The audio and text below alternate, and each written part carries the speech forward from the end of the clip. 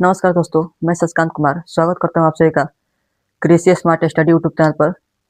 उम्मीद करता हूं आप सभी लोग स्वस्थ और मस्त होंगे।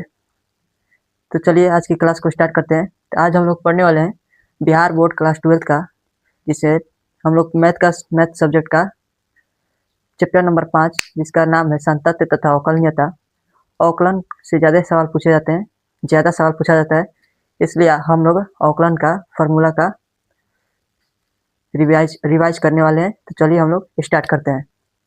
अवकलन का फॉर्मूला हम लोग पढ़ने वाले हैं, जिसमें से फर्स्ट फार्मूला है आपका, इसमें से फार्मूला नंबर 1 है। जब हम लोग x के पावर n का x के सापेक्ष में अवकलन करेंगे तो क्या होगा। x के पावर n का हम लोग x के सापेक्ष में अवकलन करेंगे तो हम लोग का होगा n x के पावर n माइनस 1 होगा।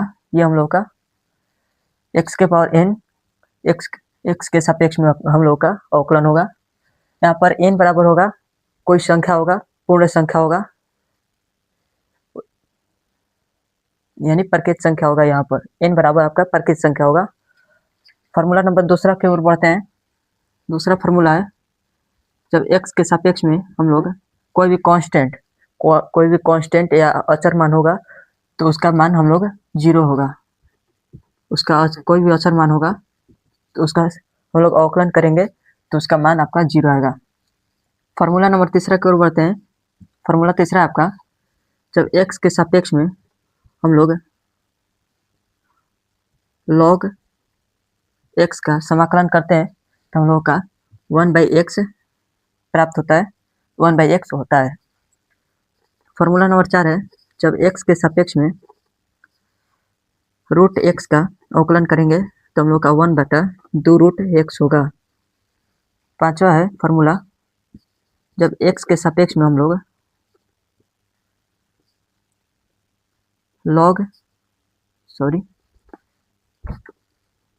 a के पावर x का अवकलन करेंगे तो यहाँ पर आपका होगा a के power x log e a होगा। फार्मूला नंबर 6 है, जब x के सापेक्ष में किसका अवकलन बाकी रह गया, अचर e के पावर x में अवकलन करेंगे इसका तो e के पावर x ही रहेगा आपका। ये था क्वेश्चन, ये था फार्मूला 6 फार्मूला था। बढ़ते अब फार्मूला नंबर 7 की ओर। चलिए, तो फार्मूला नंबर 7 है आपके सामने। फार्मूला 7 है, जब x के सापेक्ष में साइन x का अवकलन करेंगे तो हम लोग का क्या प्राप्त होगा। जब x के सापेक्ष में हम लोग साइन x का अवकलन करेंगे तो हम लोग का cos x प्राप्त होगा, आपका cos x प्राप्त होगा। फार्मूला नंबर 8 है आपका, जब हम लोग x के सापेक्ष में cos x का समाकलन करेंगे तो हम लोगों का प्राप्त होगा माइनस में sin x आपका प्राप्त होगा। फार्मूला नंबर 9 की ओर बढ़ते हैं। तो फार्मूला नंबर 9 है आपका, जब भी हम x के सापेक्ष में tan x का समाकलन करेंगे तो क्या प्राप्त होगा। जब भी हम x के सापेक्ष में tan x का समाकलन करेंगे तो हम लोग का प्राप्त होगा sec स्क्वायर x। ये हम लोग को प्राप्त होगा। जब भी हम लोग tan x का समाकलन x के सापेक्ष में करेंगे तो sec स्क्वायर x हम लोग का प्राप्त होगा। फार्मूला नंबर 10 है, जब भी हम लोग x के सापेक्ष में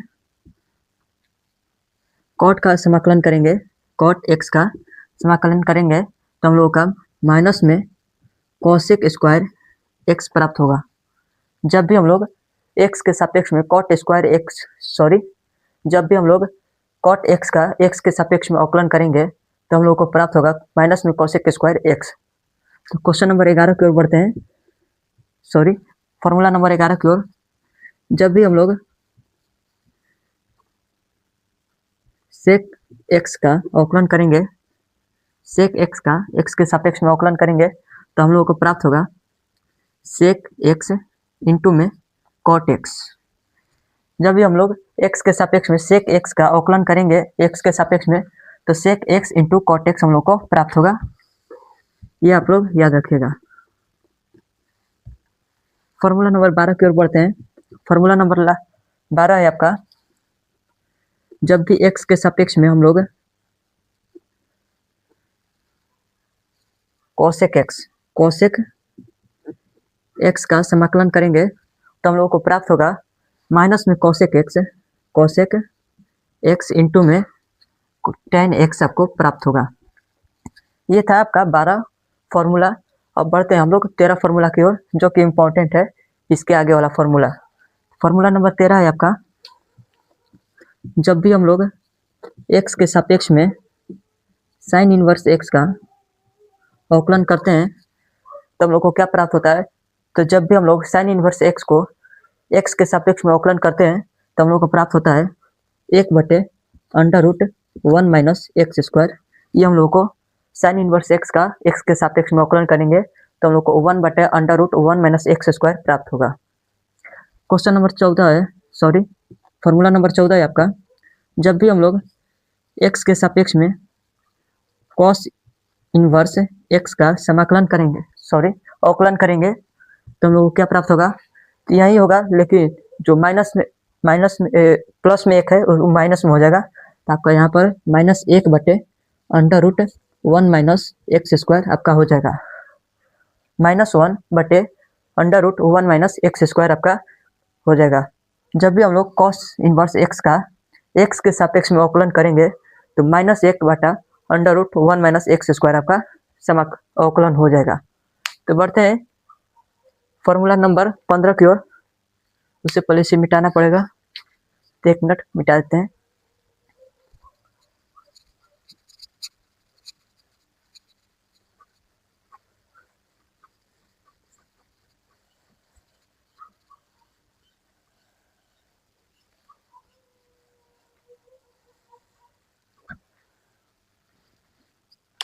तो आपका फॉर्मूला नंबर 15 की ओर बढ़ते हैं।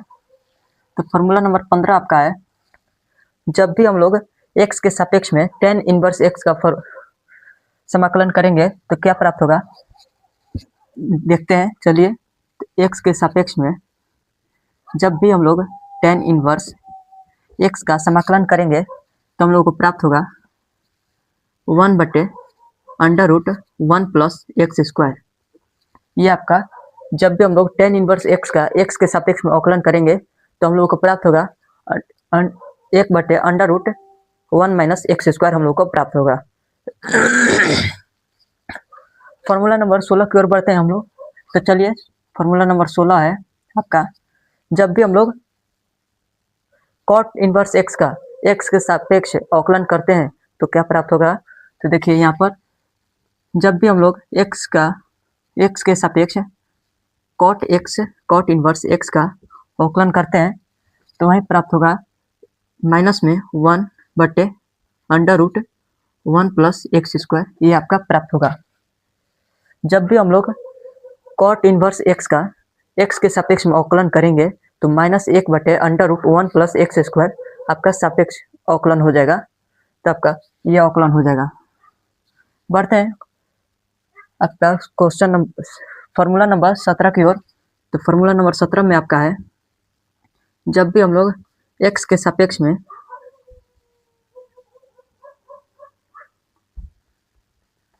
कोसेक है